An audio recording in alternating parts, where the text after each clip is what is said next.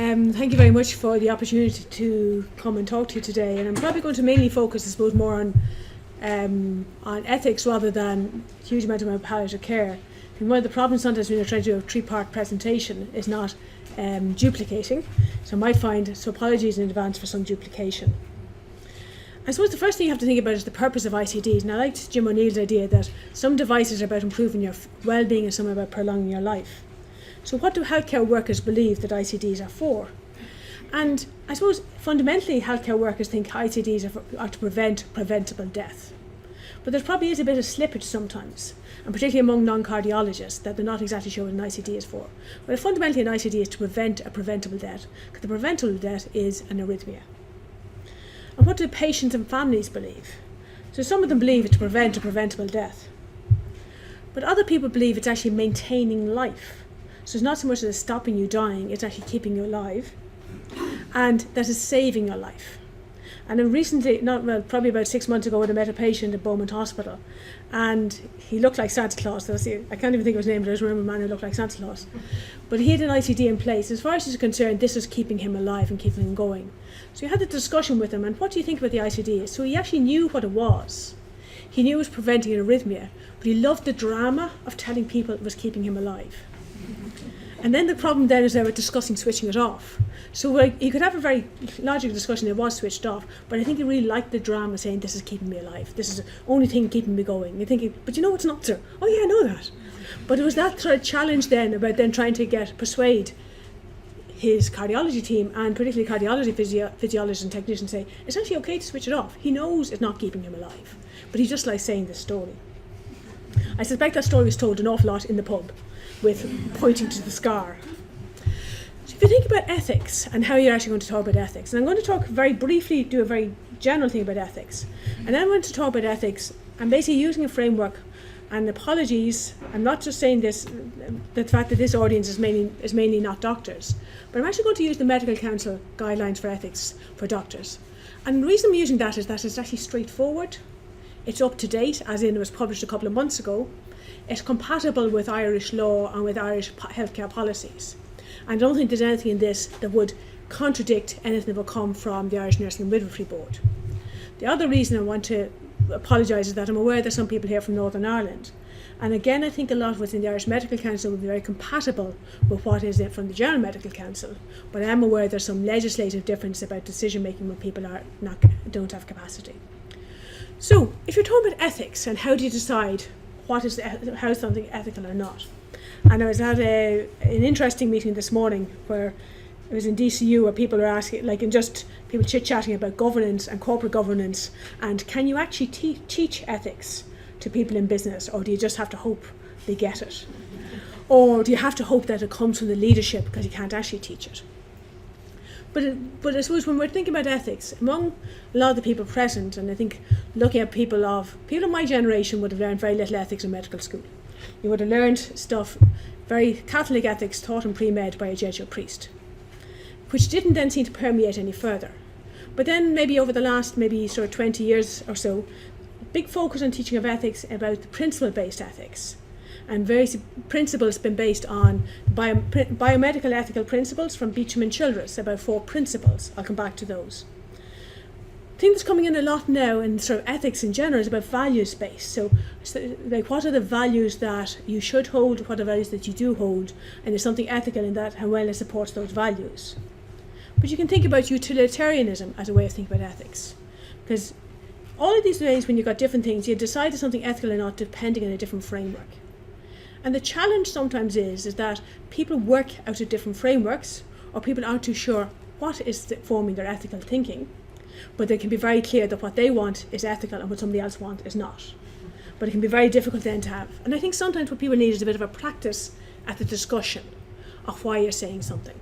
So I'm going to work from the backwards up. So you can say there's something consequentialist ethics. You say that something is ethical depending on the consequences. So if it has a good outcome, that means it's ethical. You could have the opposite, which is non-consequentialist, which basically means that some things, it doesn't matter what the outcome is, it could be, it's not ethical. So lying would be a good example. So if you're a consequentialist, you might say, well, I tell a lie and say that, I'm in the time of, say, Nazi Germany. I tell a lie to say there's no Jewish people in the house. So if you're a consequentialist, you believe there's a good outcome out of that. If you're non-consequentialist, which is a particular ethical theory, you say lying is always wrong. So that's the problem. You can see different ways of looking at the same principle. Utilitarianism is a very interesting idea about ethics in relation to healthcare, because utilitarian ethics would mean that something is ethical depending on the greatest good. So if you do something that gives a lot of good to a lot of people, that makes it more ethical than things that don't. So to medical students I say, should you give somebody ipilimumab, which costs €80,000 a year for melanoma, will improve the well-being of 1 out of 7 people, or do you give clean water to a village in Africa? So if you're talking about ethics and utilitarianism, you don't give chemo, you give clean water in Africa. Values-based are things of values, and the values might be the idea of treating people with dignity, about treating people with respect, about valuing individuals. But I'm going to maybe focus a little bit about principle-based ethics. And principle-based ethics are, in the biomedical idea, there's basically 4 principles, which you probably would have come across. One is beneficence, as in you should do good. Another is non-malfeasance, as in don't do harm. A third one is autonomy, that you respect the autonomy of individuals. And the fourth is justice. Now again, if you were a medical student 10 years ago, probably even still now a medical student, I'm not sure about nursing students, the only thing you ever get told about is autonomy. So it gets very autonomy driven, and as if the only thing that counts is what the patient wants, and what the patient wants is the only thing that counts, and whatever the patient wants, the patient should have. And the challenge in that is that sometimes what patients want will interfere with the autonomy with others. And that might also interfere with the autonomy of a healthcare worker. So a patient may say, I want a left ventricular assist device. They don't need it, but they may say, I want it. But is a doctor obliged to put that in because the patient wants it? Is a nurse obliged to do that because the patient wants it? My example always for autonomy is I work in Beaumont Hospital, which has a tiny percentage of single rooms.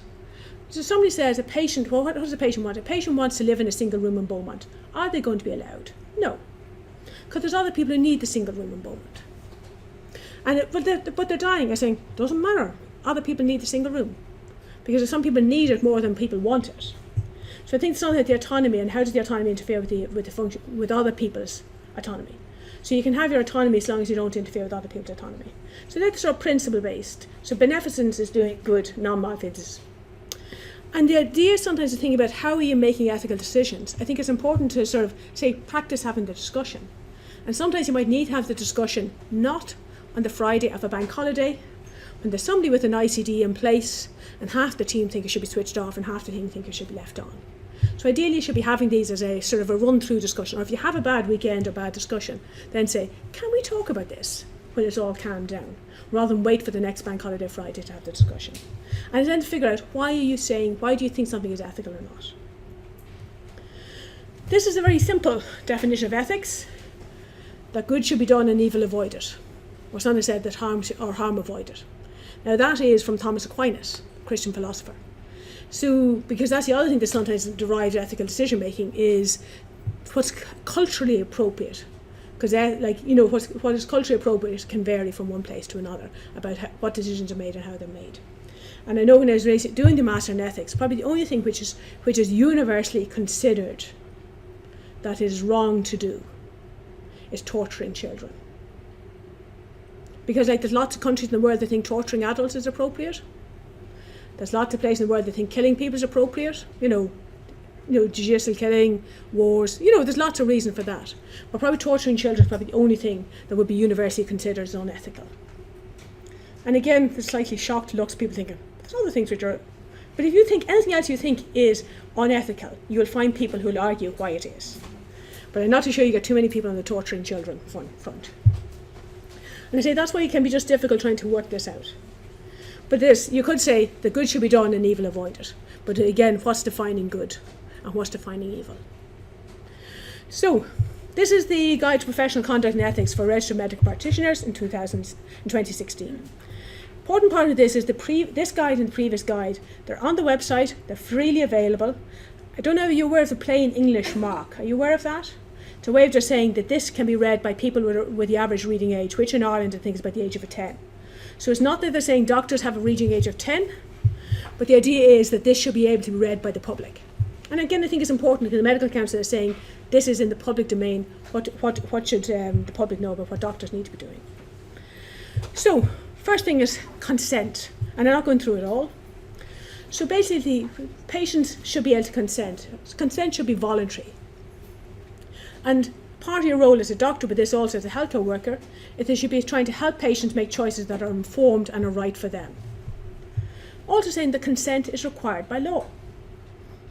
And that's an essential part of the respect for a patient's autonomy. So that's the first thing, is about consent. I say that in paragraph 9. The next thing then is come about capacity to consent. Because first of all you need to get consent, and then your next thing then is your capacity to consent. And really what you should be doing is presuming that people have the capacity to consent unless you can see that they don't. And if people have some difficulty managing decisions, you have a duty to help patients to make the decisions. You need to be able to give them clear and easy information to understand. And they have a right to have an advocate with them, to have an accompanying person. So whether that's a friend or a family member. And there may be a value in actually encouraging that they would have an advocate with them. But you should be presuming that people have the capacity to make to consent to decisions.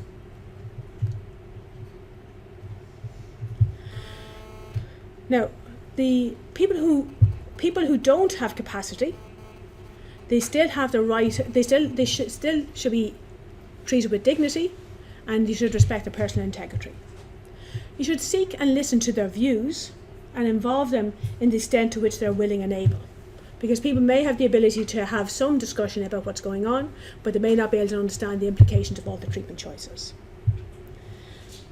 And I think one thing when we think about capacity, and you'll always notice that healthcare workers never doubt a patient's capacity when the patient agrees to do what the healthcare worker wants. It's only when the patient doesn't want to do what the healthcare worker thinks is a good idea, then they start worrying about capacity. Whereas I think in reality we need to be sure that, do people actually have capacity to make decisions? But I say we tend to assume if they're doing what we want, well, we're right, therefore they have capacity.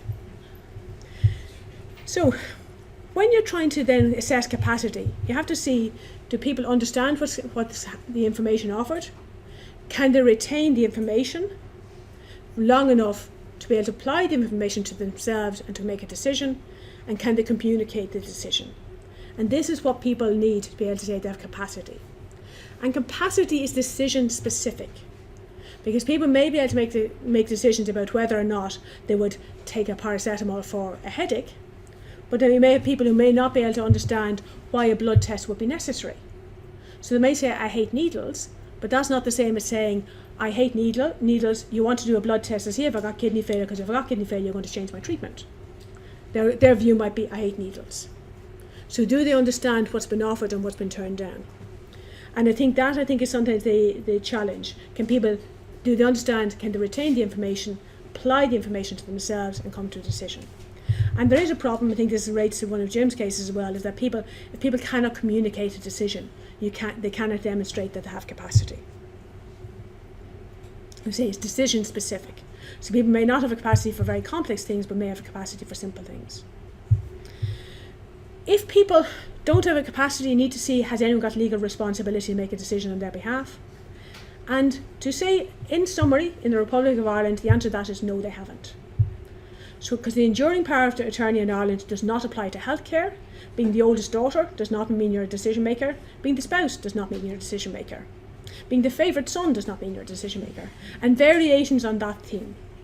There is an Assisted Decision Making Act which has been, I have to get this right, been enacted but not commenced.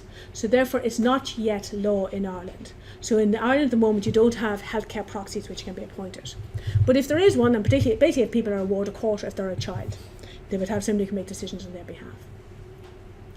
So if people can't make decisions, we then have to try and a doctor needs to make a decision in the patient's best interest. You have to look at the clinical benefit, past and present wishes of the patient if known, if the patient likely to regain capacity, views of the others who are familiar with the patient's preference, values and belief, and views of other healthcare professionals.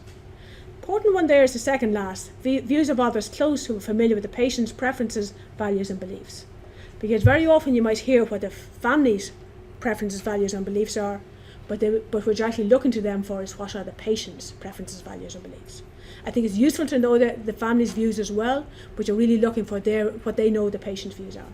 And in this situation, the family are the people who know the person best, which is not necessarily like the second cousin in Donegal who sees them once a year at Easter, and it's not necessarily the person who's just parachuted in from Los Angeles.